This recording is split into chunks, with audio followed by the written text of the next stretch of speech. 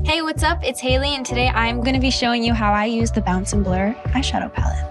What I really like about this is it's not too heavy. It's a really light texture. It is actually super bouncy. You could add more on, you could layer it really nicely. It just goes on so smoothly. It's creamy, but it's not wet. I'm gonna just keep building this up because I just love the color. If you need to blend it with a brush, you can, but I use my finger because I feel like it's just so easy. And I love this formula because there's just no fallout. It's clean, it's cruelty-free, there's no parabens, there's no chemicals, and you get great results too.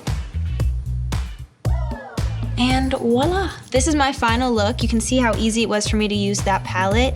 Love this eyeshadow. That is how I use the Bounce and Blur eyeshadow palette. Bare Minerals, the power of good.